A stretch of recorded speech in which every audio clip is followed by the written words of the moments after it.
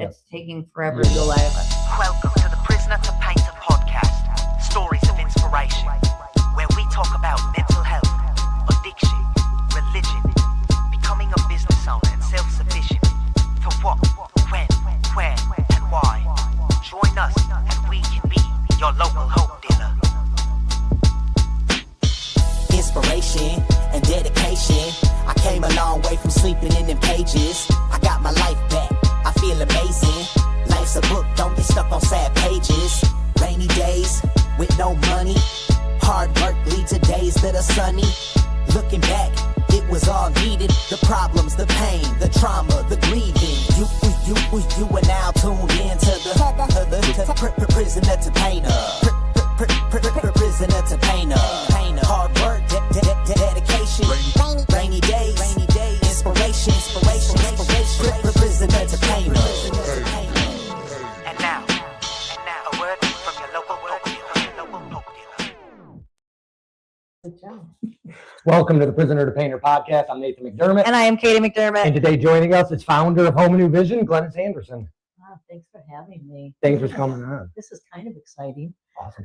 A little nerve-wracking, but it's exciting. It's just a conversation. Yeah. Well, it'll break your nerves for what's coming up. We're about to celebrate 30 years, right? Yes, So we're getting you right. ready for that interview. Yes. Awesome. Yes, yeah, that's going to be exciting too. Awesome.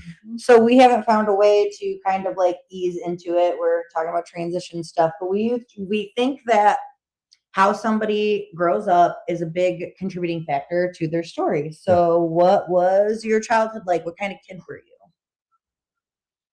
A nice kid. Yeah. Yeah, I was a nice kid. Okay. And that's interesting because of the way I ended up, but my journey. But I was a nice kid. I was inquisitive. Mhm. I know now, certain things. When I went to therapy, I had a therapist who said she had me carry a picture of myself, of a little girl, in my notepad that I had at work. So every time I opened it, I would see it so I could learn to like that little girl. And that it's odd how that was hard to do. But looking back, now I see who I really was back then. Yeah. And it was, I was kind. I was always kind. Except for my little sister, she would probably tell you. And I was really open still, and I was always looking for love. Yeah. Very sensitive. Okay. Yeah. So Home and New Vision's main office is Ann Arbor, then you branched to Jackson. Where did you grow up? I grew up in Ypsilanti, Michigan. Okay. Okay. Yeah, I did, in the West Willow area. Right. Really on Oregon Street, and then we moved to West Willow. But I grew up there and moved to Saline, Michigan, in my freshman year of high school. Okay. It's a cute little town. Yeah, it is. Who was the most influential person in your life growing up? Wow. Influential? Yep. Who did you look up to the most? Impactful. Yep. Probably, I think my dad would be surprised to hear this, but my dad had a friend named Don Walls, I think his name was, and I really liked him, and I thought he was a really nice man, and he was always very kind and gentle, and he was a big man, and his wife, and when they would come over, I would be just so happy to see them. So I would say that I wanted to be like him, because he was just nice, big, fun guy, Awesome. One of our favorite questions have become, what was your favorite cereal growing up? I don't know. Okay. I love my mother's oatmeal. I don't know about cereal. Okay. But, It's funny you say that. That's why we asked that question, is because I think that question speaks to so much more than cereal. It speaks to how you were raised, maybe the income in the home. It speaks to so much more than cereal. Why we asked that. I just love she put so much sugar in it. Who wouldn't love it? I mean, Fair enough. I've never learned to make that like she made it anyway. So, but yeah, that's Awesome. What was your favorite childhood memory? What sticks out the most? favorite childhood memory.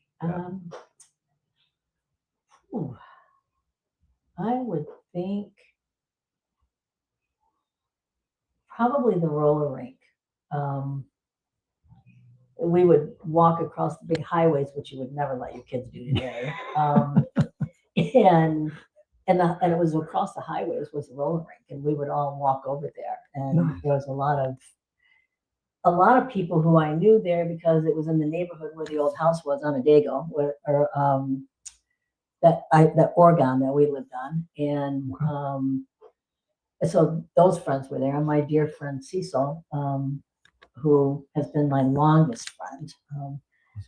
So and he was always there. So that was fun for me. I didn't have a lot of great childhood memories, but that was a good one. You know, I forgot to ask at the beginning. I know because working for you or whatever.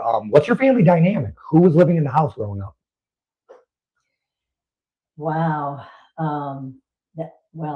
My mother, my father, Mhm. and two of my sisters. Okay. I'd had two other sisters, but I didn't know were my sisters until I was probably 11 or 12. Gotcha.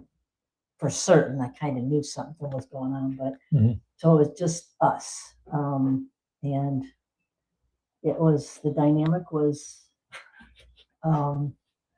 dysfunctional, I would say.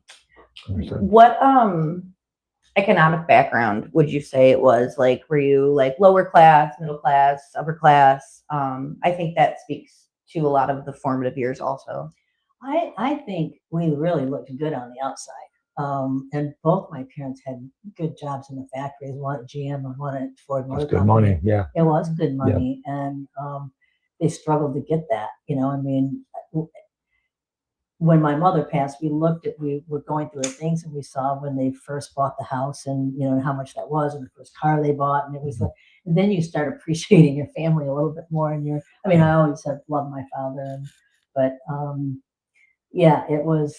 It looked good. We had the bikes. We always dressed perfect because my mother really wanted to make sure that it all, a lot of this happens for people who are in recovery. Oh, for sure. That we grew up in a place where they wanted everything to look good, but it really wasn't on the inside. Mm-hmm. Well, and we don't focus too much on this. I just think it paves the way for where we're going. Yeah. So the last question really about childhood, always on the reverse side. We ask your favorite. We have to ask your least favorite childhood memory. Least favorite childhood memory. Well, that's hard. Probably coming home in the middle of the night after my parents were playing cards with their friends. And we would ride home late. Okay. Understood. Yeah. Is that why you moved to Saline? Because your dad worked at Ford? No, Okay. they wanted out of the Ypsilanti area. They were just moving up, and they liked Saline. It's a nice little town. It is. And it was completely different to West Willow schools. That I don't know if you know any of that area, but they didn't want us in that area, and I loved that area, but they wanted something different for us, and so we moved there. But it didn't change anything. It just didn't change anything. Yeah, it's funny. Yeah, you're out. You're trying to run away from something that you can't outrun. Something like that. I was around a lot of alcoholism when I was growing up. Yeah. Family, friends, relatives. Oh my God! We're just chock full of it. So that always made things difficult. I think this is a good time to ask this question. If you could go back to one day in history, not to change anything, just to observe, what day in history would that be and why?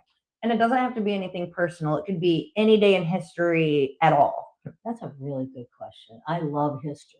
Awesome. So I would like to probably go back to when JFK was killed.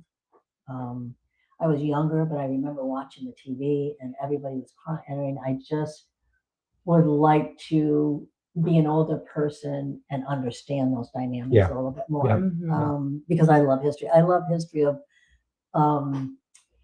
presidents. I've read just about every book on presidents and that we've had. It's just something that fascinates me. So a little side fact about that. So Jackie Kennedy in the car, she had her little cute Chanel dupe outfit, Yes, right? uh-huh. Her pillbox hat, nobody knows where it went. Nobody knows what happened to Oh, it. Somewhere between the really? hospital and the car ride, she lost it. They have the outfit on display at a museum, or a copy of the outfit I on did display at a not know museum, that. but she lost her pillbox hat and Wow. nobody knows where it is. That's a very, I like that. Thank you. Welcome. All that I've read, I never read that. Mhm. Huh, very good. She is a basin of knowledge over here. I don't even Google anything. My I'm like, friend "Hey, calls it Katie." shinfo, shitty info. I'm just chock full of it. Yeah, okay. That's That's funny. pretty good. Well, this question might be irrelevant then, because I feel like I know the answer. What was your favorite subject in school? Oh, I didn't have a favorite subject. Oh, I thought you were going to say history. Was what I was. Nope. Not even in college did I have a favorite. Okay. Yeah. Okay. I mean, yeah, I'm just blessed that I was able to go to college. Gotcha. You know what I mean? Yeah. But I didn't really have what I always wanted to be was an archaeologist and an anthropologist. That's what I thought I would do. Awesome. Because it was my lifelong dream as a kid growing up, and then addiction took hold, and that was something I was never gonna be able to do. So. Did you have a normal high school experience in terms of prom, maybe sports, going to dances, stuff of that nature, graduating? Clearly, you Yes. graduated. Okay. Yes, I did. Yeah, I had a boyfriend for about 5 years, loved him to death, and we went to the prom. And yeah, we had. I mean, if you want to call doing drugs and drinking and partying, and like it's not normal for some people, Yeah. but it was mine. But I did graduate. I did have a high school boyfriend, and I had a car, and I mean, all that was fairly normal. Okay. Where would you say that your story of addiction started? Like, what propelled you into that? Oh, it was actually it was a horrible night. But I was young, and my brother-in-law had given me alcohol and got me very, very, very loaded. And I mean, I must have been 12, right around all that stuff coming out about sisters and all that. It was all like, that was a really, really tough time. And some things happened that night that I won't talk about here. Yep. And so I woke up, and I didn't even know what it really, I knew some things that had happened that were just bad memories, but I think that was the start, because I drank more. I blacked out. I was a blackout drunk from the beginning, and I don't like to use the word drunk. Yeah. And I don't usually in today in my day and age, but that's what it was that night, and I blacked out the rest of I've never had a normal drinking history. Yeah, no, I relate to that. I was a blackout, pissed to bed drunk. Yeah. That's what I mean. And like you said, now I don't use that terminology, but that's what I was. I mean, I'd fall all over myself, piss to bed, and then do it all over the next day, and then do it all over the I mean, next if we day. want to get really raw and honest with ourselves, the exact natures of our wrong. Yeah. That was, well, that's why I switched to drugs. Yeah. I could handle that so much better. You know what I mean? Unbeknownst to me, that's not true. Yeah. Man, okay. Clearly we don't want to focus too much on that. People want to hear that. Yeah. Go to an open talk with. I don't know if you do that, but go to open talk or figure it out that way. Yeah. But where did you go to college? I went to Washington Community College and got a associate's degree in criminal justice, and then I went over to Concordia College and got a degree in human resource administration. And then I went to Eastern and got a degree in social work. Awesome. Macro, micro? Macro. Okay. It was micro, but then I switched. Okay. Yep. What did it look like that you just informed me your age? What did it look like back then? So what, you're probably 20 in college, so that's 50 years ago. Oh no, I wasn't 20 in college. Oh, okay. Oh no, I didn't go to college until I was 32. Oh geez, okay, so there's a gap. I mean, okay, so well, that was my party using time. Gotcha. And jail time. Understood. There's that we missed that. Okay, so were you Thank you. in your recovery when you went to college? Like, was that this, or was it like the start? Early in recovery. I got recovery, and I like to say 09, 09, 90.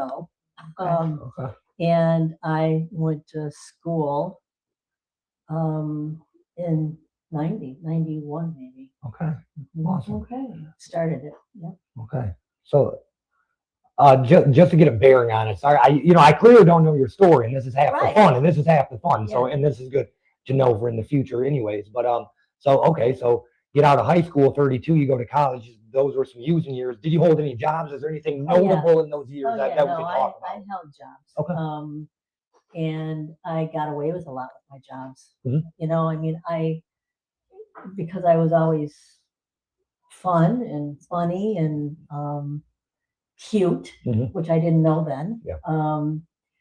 So I got away with a lot with my bosses who were always males. Mhm. And that was just because I was lighthearted and I did crazy things and I thought that was funny and Yeah. it wasn't funny to me, but and so I had some really good long-term jobs too. I worked in the foliage industry for quite a few years and Okay. would do plant shows in Coconut Grove, Florida, and just that was fun. Wow, okay. Good times, yeah. Nice. So you were what some people would call like a high functioning addict, right? I wouldn't call myself high functioning at all. Well, I mean, I skated through everything. When I left there, I couldn't wait for 5 o'clock to come so I could go Right. get screwed up.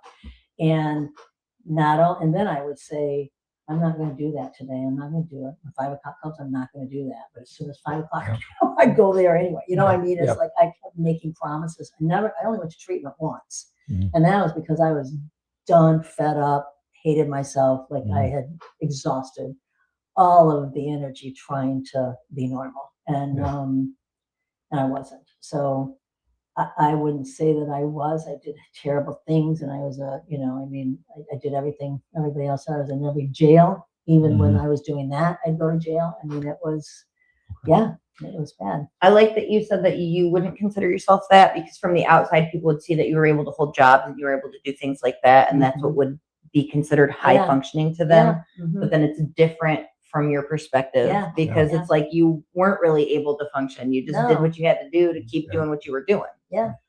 You know- Because I was traveling all over. I was going to Florida, I was going to North Carolina. I ran because it was everybody else that was the problem. So I went to another state. And, it took me a while to realize that I was the problem going to these other states with myself. And that's Yeah. when the light bulb kind of went on. And the jails, sitting in jails. And it was, nobody's here with you. You're the only one that's here. So, yeah. Okay. The safety of women is a topic of conversation in today's world. And I've asked every guest of color how it was like growing up Black, for obvious reasons. What was it like being a woman all those years ago in the workforce? Was there bad experiences with men on the regular or? Well, for me, Mhm. I would say no, not for me. What was worse for me, I think, was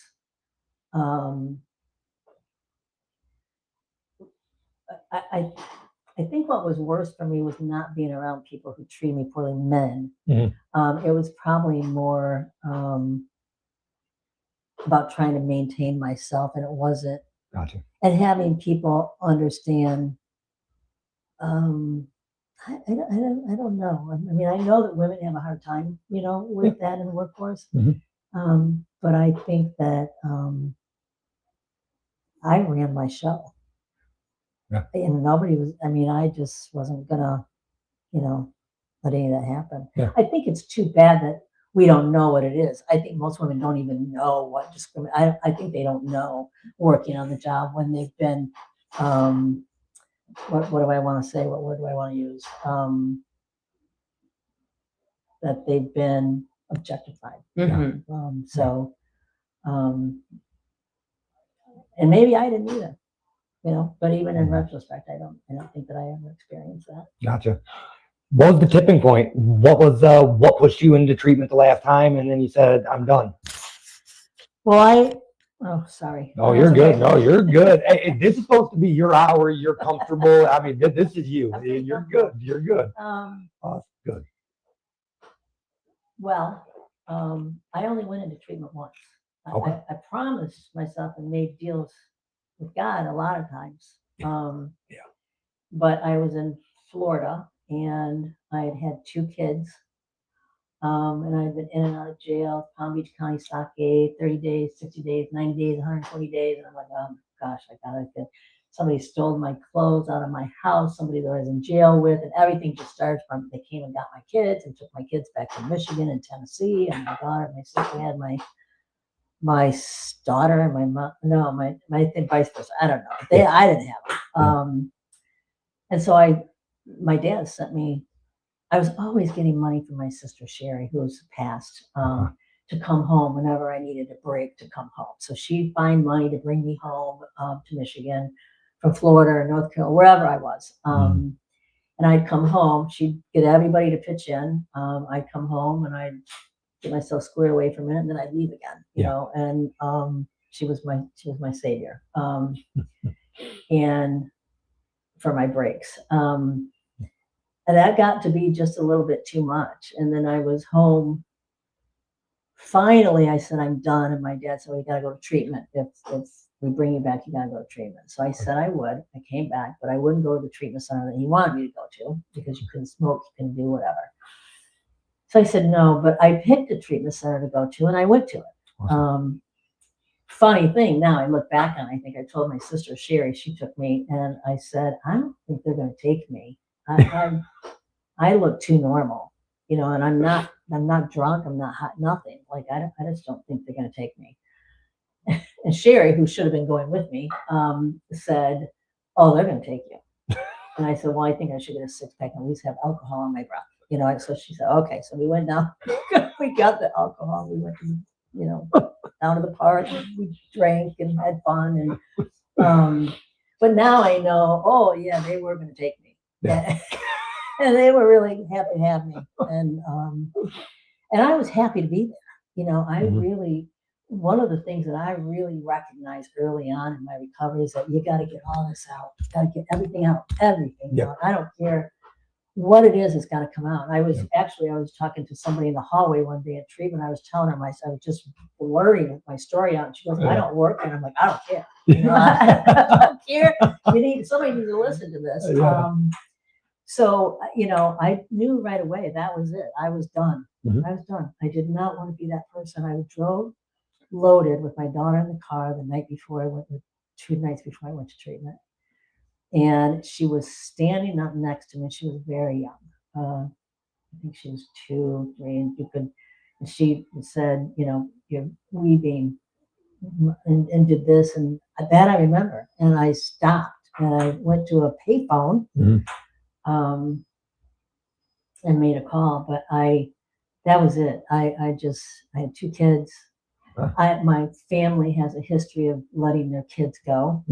I have a sister who didn't raise her own kids, and my mom didn't raise her kids, and I didn't even know I had sisters. And I'm like, I'm not going to do that. I'm not going to repeat this. I mean, I was determined when I went into recovery. I mean, sick and tired, just sick and tired. Yeah. Man, that was it. I'm like, that's just incredible. So you started Home New Vision 30 years ago. How long have you been in recovery? On September 9th, it'll be 36 years. Holy shit! Yeah. Congratulations! Seriously, that's a lifetime. That is, I mean, I'm not even 36. That's a lifetime. Awesome. Thanks. No, I was trying to compliment you. I'm kidding. Oh, don't mind me just blushing over I'm here. still funny. It'll be given I make it to September 9th. No, that's awesome. No, that is incredible. There's very few people I know in the recovery community that have that long. You know, Don, Big Don down here is like the only person I know that has 30-something years. And besides that, there's not many. So awesome. I'm sure there's more because I'm sure there is, but I'm just recovery, before the recovery out loud and all that stuff, I think people were a little bit more secretive due to stigma and things like that. That's really important to me. Fighting stigma. And right now, that's my, well, it has been for several years now, but that's big for me because we do recover and people don't know it and people don't understand addiction. And I won't get into all that, but when I started Home and New Vision, I had, I think almost, I don't know, almost 6 years or six, I don't know, something. Good. 5 years, I don't know. And I was in transitional housing myself for, I went a year, and then I'm like, I had my kids with me, and I'm like, I realized that I didn't know how to have dinner on the table on time. I didn't realize about putting kids in the bath at a certain time and bedtime. I just didn't know, take the trash out once a week, grocery shop. I mean, I didn't know those things. And I was learning all of that. When it came time to leave, I asked for an extension because I wasn't ready. I'm like, I'm just not ready. Yeah. I was scared. I didn't want to do it. And what I realized afterwards when I got out was I was a force to be reckoned with. I mean, I would go up to they were cruel at the Department of Human Services. I went up and they would say, oh, they want to know who the dad was of my kid. And I'm like, I don't know. And they're like, what do you mean you don't know? Yeah. You slept with somebody and you didn't know? I said, yeah, I did. Yeah, I you know? did. I mean, yeah, I did. And then I left, I wrote a complaint about her and put it in, they have complaint boxes. And I know they hated to see me come, and I'm like, no, you need to help me with this. And I had one tell me that I told them I didn't have any diapers because they switch workers.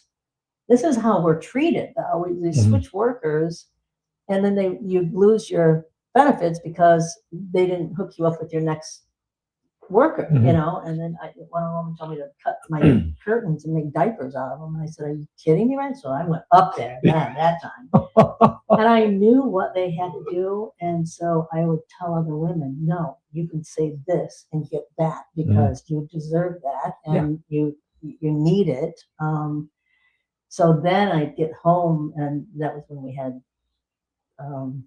voicemail stuff, the little compact things. The box. Oh yeah, no, we still have those in my beginning childhood. I remember them. I do. Okay, I do. Good. Aging myself terrible. And I love this. I would have all these messages, or where do I get this? Glynis, how can I get this? And I thought, you know what? There were things in that recovery house that they didn't do for us. And I wanted to make sure that women had it. So when I opened Home and Vision, it was for women only. Because I was watching women die even then from overdoses. And even then, and I just watched kids go to these funerals and talk about their parents at parties. And I'm like, this is horrible. Like, we just need to do something, and they need to have more resources and more support and more help. And I did have a gentleman, his name was Michael. What was his last name? I'd love to say his last name. Michael Carl was his name. Who had faith in me, and he worked for MRS, and he offered me, like, they weren't supposed to do anything for people in recovery until they had a year. Okay. I had 6 months, and he paid for my way through school. Nice. And I was driving around in a car with no floorboards, and I had wood on the floor so my kids wouldn't fall through. And I had to crawl out the window because this window didn't work and the door didn't either. But he bought a car for me. And and actually one of the women at the Department of Human Services who did start to like me, and we got along well, called Mr. Carl and said, she's having a breakdown. She's losing it. You need to do something for her. So he called me later that day and said, I think I found you a car. And I'm like, so that, just those people. So there's those people, and the police officer in the Palm Beach County Stockade, he walked me down to medical. And he told me his story, and he grew up in the Bronx, and he talked about how, he got in trouble all the time, but then he ended up here. Yeah. And he said, you can do this. You're smart, you're funny, there's no reason why you should keep doing this, And he said, I have faith in you. I think you can do it, And now when I talk to police officers, I'm on a panel, I say, you could make a difference. Yep. He made a difference in my life. Yep. They just don't know that they have the power. Instead of being tough, we gotta be caring, because that's what we need out there when we're, even when we're, acting ridiculous. We just need somebody to care about us and recognize that we need help. That's incredible. Firstly, I did not know Home New Vision started just for women. That is incredible. It's funny. So like, if nobody else gets anything out of these, which people do, but if nobody else does, I do out of bet you every do. single guest. And I just wanted to say what I just got out from. You had to learn how to take your garbage out and all that. And I beat myself up. I want to be a businessman, this and that. And it's like, I don't know how I'm trying to teach myself. You went from needing to learn how to take the garbage out to being, what you've built. It shows me that you can start with this and make it this. That's just incredible to me. That's incredible. I mean, we can do anything we want. We just got to have faith in ourselves that we can do it. Yeah. Sometimes you just have to be like, I don't know how it happened. Honestly, I really don't. I mean, I know that people were dropped in front of me that helped me. I just don't. I don't know. It was, but I was determined. And if you're determined to do something, then I believe that we can do just about anything. I mean, I didn't have an education when I started my recovery. I didn't have the education. I just had an associate's degree when I opened Home New Vision. I didn't know what it was like to be a CEO, or I had no idea. So. I mean, we can do anything, but the road is rough. It's hard, but we just can't give up. Yeah. Man, what were the first 5 years like at Home New Vision? Poor. Did you start at the main office that we're in now? No. We had a little office, a little itty office, and there was like my dad. My dad put down the first 3 months rent on the first house we opened. Awesome. He had faith. Okay. And so that was, but we had no money. I mean, nobody was. I mean, I probably shouldn't say this, but I got the money from student loans. Yeah. They're gonna come back and say I defrauded them. But that's cool. Yeah, and then I got the first grant with and it was for the woman's house, and it was to turn the basement into a place for their children to come. Cool. And it was from the Ann Arbor Area Community Foundation, which are lovely. And they all came out to visit to see the space and what I wanted. And they were asking me questions, and I was new at this, and I didn't know. Like, one of them said, how do you measure success? And I'm like, that was hard, and I'm like, measure success. Well, the best thing I can tell you right now is we just had a woman who works at Zingerman's, got a job at Zingerman's, and she hasn't had a job or been able to keep a job in 15 years, and she just got Employee of the Month. And I'm like, that's success, yes, and I, by the time they left, honestly, they were hugging me and they were like, poor thing. She's never going to make it. She's going to burn out. And this is what I found out later from one of the guys. He goes, yeah, we thought you weren't going to make it. You're going to burn out. But we gave you the $5,000 because we were going to give you a chance. And here we are, $5,000. That was for it. So probably one of the best investments they've ever made, isn't it? Yeah. I mean, it was, but it didn't. We got to change some of the basement, and that was good for the kids. But we didn't have paychecks coming in at all for a long time. So it's a labor of love. That's the other thing. I think a lot of people try to open recovery housing and they don't realize it's not a moneymaker. It's really not.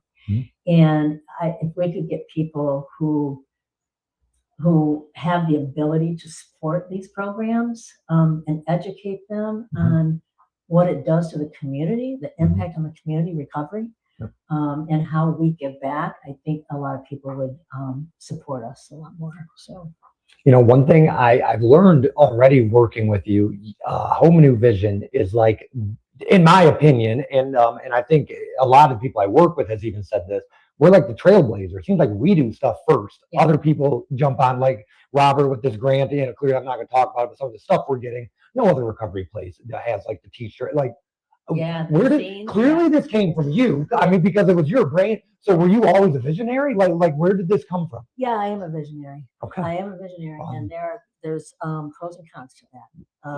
I am one of those people that I see it before most people see it.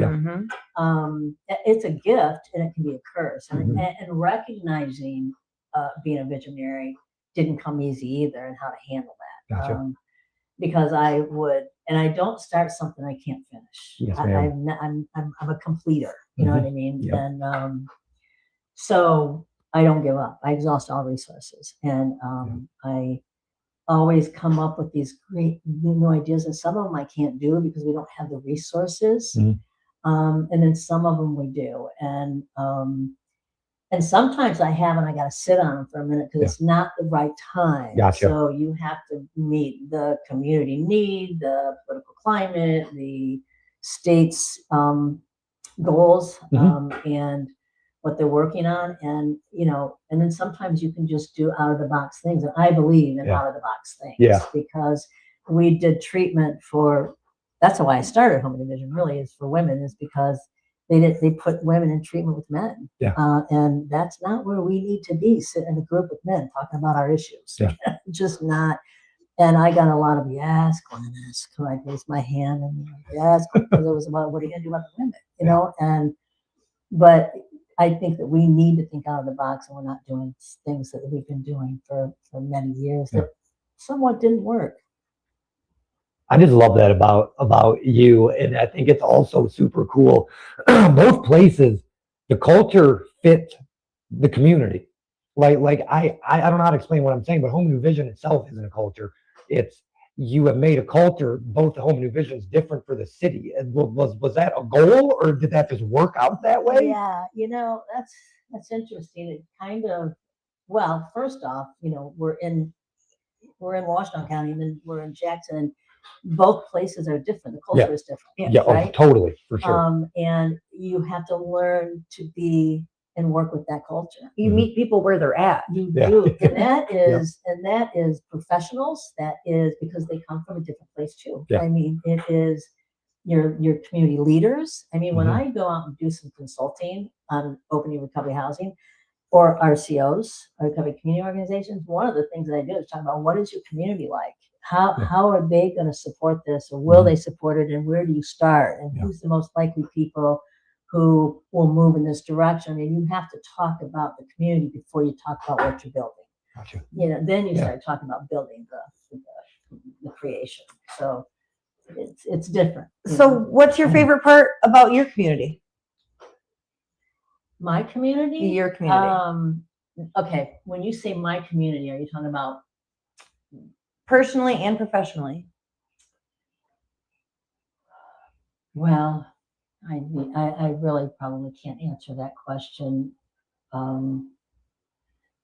I love different things about both places. Right. Yeah. I love Jackson's authenticity. Yep. I love Period. it. I love it. And they're they don't spin their wheels. They make a decision. And I like that. And I'm that way. I make a decision, I'm ready to roll with it. Sorry. And then in Washington County, I love the people. I love the recovery. Yeah. I love the recovery in Washington County. I mean, you were talking about people that don't have a lot of time. I was just at a meeting last night with people that have 45, 50. And my best friend is in Washington County, and she has over 50 years, and so, I mean, there's a lot of good, healthy recovery in Washington County. And I only know that because I'm from Washington County, and I did my recovery there. I do it, and here I don't. So I just know the working aspect of this and how the community as a whole, and organizations and leadership has been so opening and open and willing to support Home Division, and I need to say, and help their community and people in recovery, because they are about that. And I my heart loves that here. Awesome. In Ann Arbor, you are a heavy hitter along with other heavy hitters. So there's 5 pretty good resources up in Ann Arbor. Dawn Farm, awesome. I mean, there's some heavy hitters up there. In Jackson, you are the heavy hitter. There's not a lot of other heavy hitters with you. Did you know that moving into Jackson that you were going to be the resource? No, and I don't look at myself like that. No, I don't look at all. I just feel like we hit the community, and we worked enough to get the niche, and we know, and we work with them, because it's different things for different people. So we need all these places. Yeah. And I'm definitely not a heavy hitter in Washington County. Okay, because I feel that way, but maybe 'cause I work there. Well, because I don't play the I don't, Gotcha. I just run Home and Vision. Yes, And ma'am.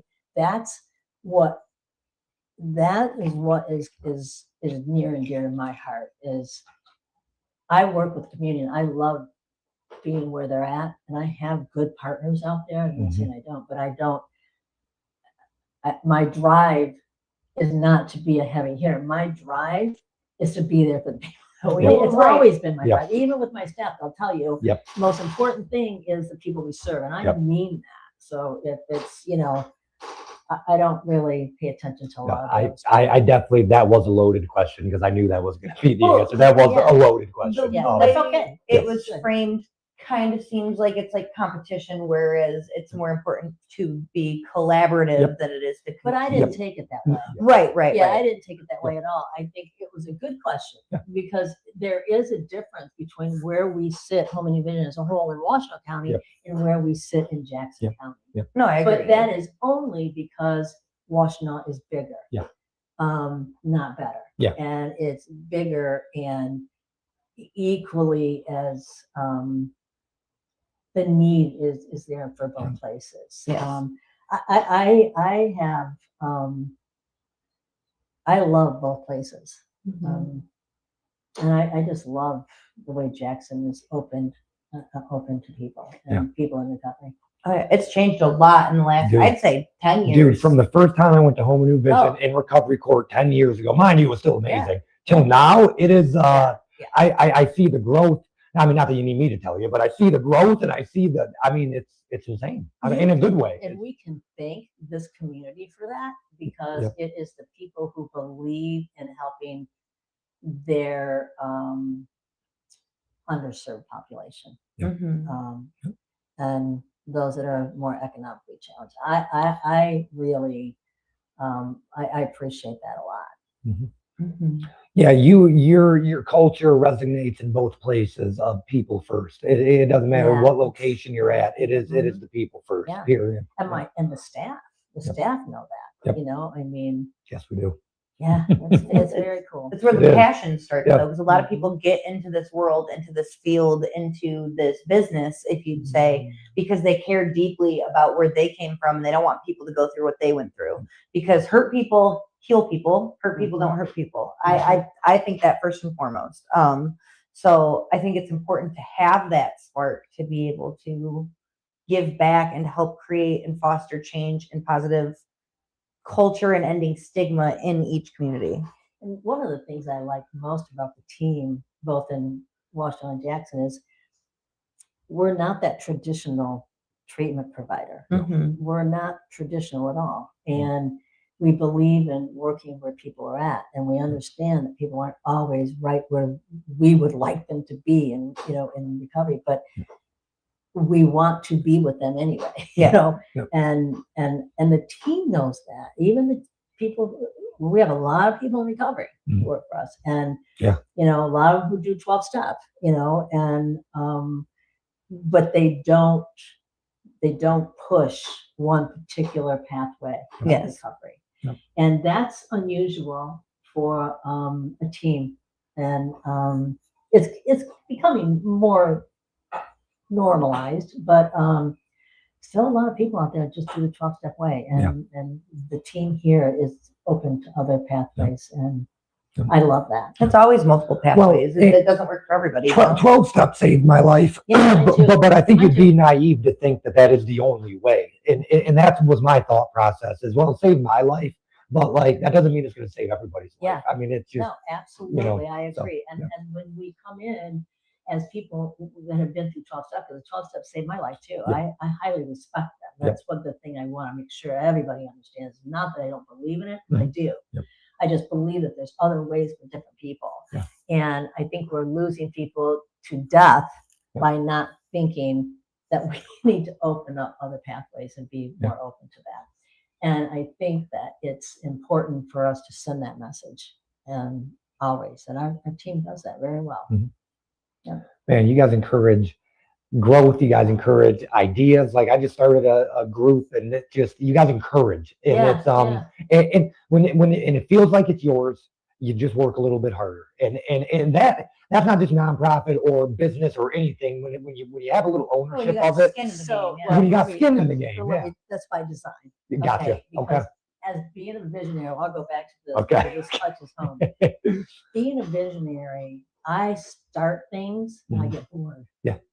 So I'm like, okay, this is your baby now. Yeah. You know what I mean? Yep. Because you do get buy-in, you take ownership. If you're going to go on vacation, I don't got to worry that you got everything set for 2 weeks and I got to worry about nothing Yeah. because it's your baby. Yeah, exactly. I mean, that was all by design. You know what I mean? Yeah. And it was really because I can't stay focused that long on one thing, but I go back and say, how's it going? Anything I can do, you know, what, and I'll get, you know, I'll work with somebody for a good long while to get it going. And then I'm like, okay, this is yours. I'll roll with it. If you need anything, please let me know. We'll do supervision, but Awesome.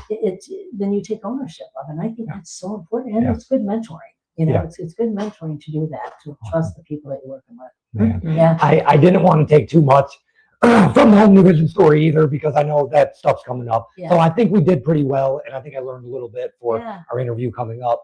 So a couple of last questions, Okay. and then we'll wrap up. Yeah. If you could have dinner with anybody in history, who would it be and why, dead or alive? Oh. Who would it be? Abraham Lincoln. Okay. That's a very common one. We get that a Is lot. it? What are you eating for dinner when you have dinner with Abraham Lincoln? Yeah, what are you ordering? Or bringing or making Yeah, or whatever. yeah. However you go about having the dinner. Yeah. That's a hard question for me because I'm like on this. I can't eat that. It's just not healthy, and you know, I mean, I'm in that Zoom area Yeah, right now, yeah. zooming in on it. So that's a very hard answer, but probably steak. Okay. Okay. Usually the go-to, yeah. Yeah. Yeah. No, Well, I now, love steak. now that we heard steak, how do you take your steak? Well Oh. done, Oh, medium. no, No, medium rare. Oh no! Yeah. I do medium, but I want the table to shake when I'm cutting it. How rough I you're want just destroying meat. Really? Okay. It's Yeah. ruining your meat. Yeah. I mean, it Just really get a hamburger. Yeah, no, it's even worse than hamburger, right? I mean, Be like a hockey puck. yes, Yeah. no kidding. Oh, geez. No, I love medium rare. Medium Yeah, rare, it's a little okay. bit on I just can't do Okay. blue. Yeah, I don't like. I need it blue. hot all the way through. Yeah. And if it's a little like bloody, that's fine with Oh, me, I'm but good with the blood. it Yeah. can't be blue, it can't be too raw. It has Yeah. to be hot. Yeah. No, I like it. No, that's. This has been good, guys. Awesome. Thank you. Oh, of course. Yeah. When we talked about you coming on, these are our wrap-up questions. Is there anything I missed? Is there anything I didn't ask you that you would have liked to share? Is there anything you thought, you know Oh what? no, No? Okay. no, you did a great job. I Awesome. like how it just slowly led up to, and then we got in other things, you know, Mhm. to like you said, leading into the home and vision story Yeah. too. So I Yeah. think that's Well, and then I also got to learn some like I'm an observer. So like now I know for our next interview, put your mic on the other side. So like I've just been observing how to run the next thing. So I think it was very educational for me too. so I'm was a dummy you were using. No. The world is his laboratory. Yeah, no. No, I get that. I do the same thing. Well, next time we're gonna do that. Yeah, Next time we're gonna do that. Well, and now I learned some stuff to ask you too. Like to dig a little deeper on some of the categories. Like starting out for women is just incredible. Now I know to dig a little deeper into that and the next stuff like that. So, Yeah, there's a lot of reason for that. okay, If you awesome. had to be eaten alive by any animal on earth, what animal would it be? What a question. I'm just curious. I don't think I would. Well, I mean, you have to. Like, you have to pick an animal. They're going to eat you alive. Well, I love dogs, but I wouldn't want to be a dog because I don't want to die not liking dogs. So, Right. Hmm. Mind you can try to get out alive, but the animal's going to try to eat you alive. So, like for example, I said a big whale because I was thinking whale. I'll climb out the blowhole or Well, we just want to whatever, go like, and why you're am I- done. Yeah, right, you're right. done. You're done. He said mealworms, which I'm like, why? Yeah. I just thought it was a funny Why? answer to the question. Okay. I'd like to be up and close and personal, I think, with a lion Okay. because I think they're beautiful. Oh, yeah. I would say bear because that's just fascinating. Yeah. But and mostly if we could go back, I have a fascination with history with dinosaurs. So I think it would probably be a dinosaur. Yeah. I mean, I love dinosaurs. I love the history that on this earth they walked. It's just wow. What's your favorite dinosaur? I don't have a favorite dinosaur. I just love them all. Okay. I do. I love them all. Okay. They're just fun. Yeah. They're fun to watch. Yeah. Museums and how they got them all. It's like, wow. Yeah. It's almost hard to believe that it was ever here. Like it is for sure. It is. I mean, that goes back to even cavemen. I'm fascinated by that stuff. So like the giant sloths, how sloths used to be huge. Yeah. I love that stuff. Yeah. It's just, I love history. I just Awesome. love it. So our wrap-up questions are the same for every guest. This is how we honestly relate everybody. The guy who just got out of prison got asked the same questions as the judge and the lawyer and all these other people. So it's how we keep everybody connected, I guess. Consistent. Well, I do it for a different reason. Now all of these people have something in common, if they know it or not. They all answered something and they all have been in the same place. You know what I think is good about this and pretty fascinating actually is that a lot of people wonder who we are as a prosecutor or I mean, and, or as an attorney or as and this kind of gives you a little insight. And I think it's important that people know who we really are as a person, if we're ever going to really work together. And I mean, it's knowing who you're working with that's important. So we got to interview Judge Jordan of Recovery Court here in town, and there's stuff you would never know. And mind you, I went through Recovery Court, so I really wanted to know about her because I'm like, I just know Judge Jordan as. Well, what was his name? That's before I started asking that question. I never got to ask her. Oh. Yeah, I never got to tell you. We get Captain Crunch and Fruity Pebbles and Frosted Flakes a lot. All the time. I love Frosted Flakes. Those are like the Mount Rushmore of what people say is like Fruity And then Pebbles. you got me, and I'm like Frosted Mini Wheats. Yeah, and it's like I do strawberry too. ones. Yeah. No. Awesome. So it's funny because you said a little bit about it. Me and her looked at each other. What is your definition of success? What does success mean to you? Not how you measure it. Yep. But what does it mean? Yep. Well, you would first have to define success. Yeah. Right. Yep. To figure out what it means to me. Yes. I feel like that's a question I don't like giving a quick answer to. You know what I mean? Because it's deeper than that, honestly. Yes, ma'am.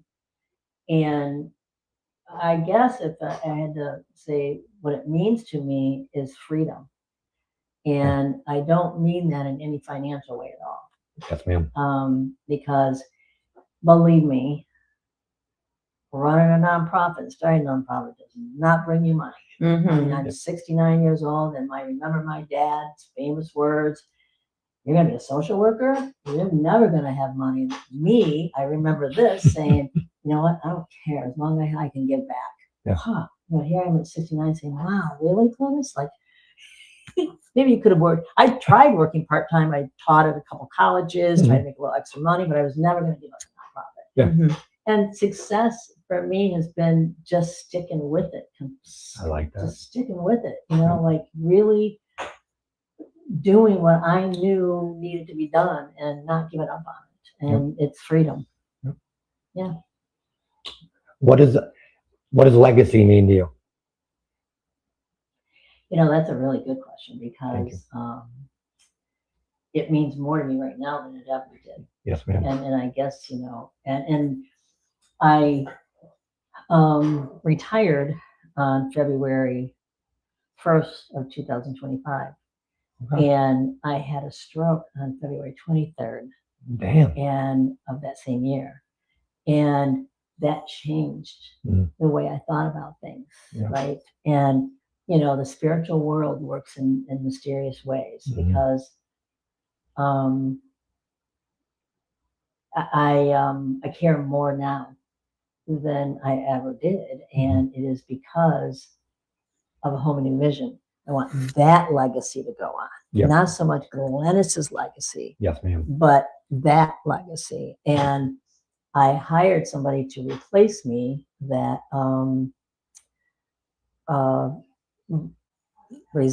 she resigned 3 months later, and I had to go back to work. Okay. And we needed to find another. I do some real soul searching because my daughter has worked with Home and Vision for like 25 years. All Wow. the time she was like 15, 14. I mean, Awesome. she started working very young with us.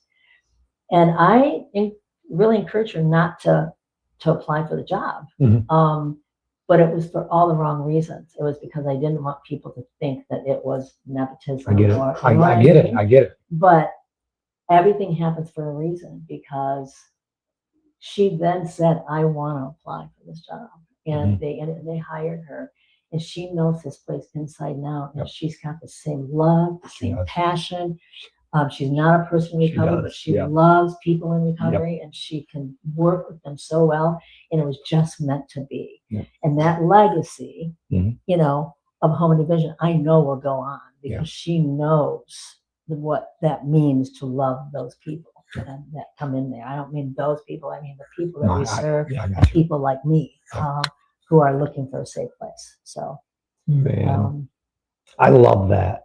I Yeah. absolutely you love know what? that. It's so interesting how that happened. I love that. You know, it was organic. Yeah. You know, it was Yeah. absolutely organic.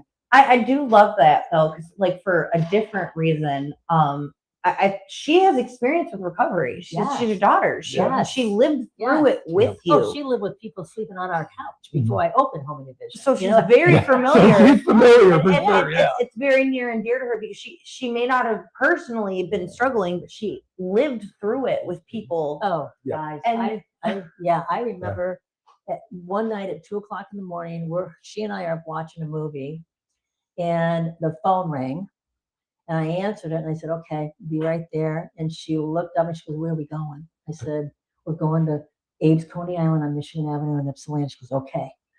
Awesome. She threw on That's some clothes. awesome. Like, Yeah. and she was young, you know what I mean? But she knows what the outreach Mhm. meant. She knows what it means to help them when they're ready. She understands all that. And and that was when she was tiny. Then we'd have people sleeping on our couch Mhm. with my overhanging vision that they needed. You know, I don't recommend that to people, but I just need to say that if you're early in recovery, you don't want to do that. But, you know, I mean, she was the right one. Yep. Yeah. She truly was. Organically made. Mhm. The situation that we were just having, the way she handled it was just she's just and, you know, and I'm not in management or leadership. I guess people really just like me. I don't know. I do, but the way she handled that was just I mean, it was just like applaudable. She Yeah. is just She's very good. Yeah. What is one word to describe your entire journey from where you started to where you will end up? Has to be one word. Has to be a real word. Okay, what's the question again? Okay. One word to describe your entire journey from where you started to where you will end up. And it has to be a real word and one word. From where I wow. Yeah. Where I started to where I ended up. Even if you haven't ended up there yet, but you have plans, because I know you can see it because you talked about the innovativeness. Well, I'm stuck right now after my partner died. I had him for over 30 years, Home and Vision for over 30 years, and now here I am. And I'm like, now what do I do? So I'm stuck right now. Mhm. So I don't know about what's going to happen. I know I'm going to do it alone. That's all I know. But I would have to say shocking. Okay. Shocking. like that. All right. If you now met younger you, and I'm vague on purpose because it's any version of you want, would you get along with her, and vice versa? Would she get along with you? Oh, absolutely. I'm going to cry now. Absolutely. Awesome. After a lot of therapy, absolutely. Beautiful. Mhm. A lot of love for the two. Good question. Glynis, this has been amazing. If you need tissues, are right there. Yeah. Thank This you. has been amazing. This has been amazing, Thank truly. you. Thank you for coming You on. got me on that Yeah, last. I'm sorry. Well, I'm glad it was at the end, right? That's why we asked it at the end. Oh, God. Awesome. So I'll shake your hand, Yep. and then I'll ask you Thank to you so sign. much. I'll ask you to sign the table, and we'll be cutting the line. So thank you guys for watching. Thank you. Bye, guys. All right, I gotta end like 4 different. That concludes today's episode. Until next time, it's Prisoner to Painter. Ain't no way that you can stop this. Turning back is not an option. Remember, I was down bad, homeless, addicted. My story so sad. You wanna change, gotta make it change. See the change, gotta be the change. Went from prisoner to painter. Manifest my life. I no longer live in anger. No way you can stop it. Turning back is not an option. No way you can stop it. Turning back is not an option. No way you can stop it. Turning back is not an option. Went from prisoner to painter. Now I feel so accomplished.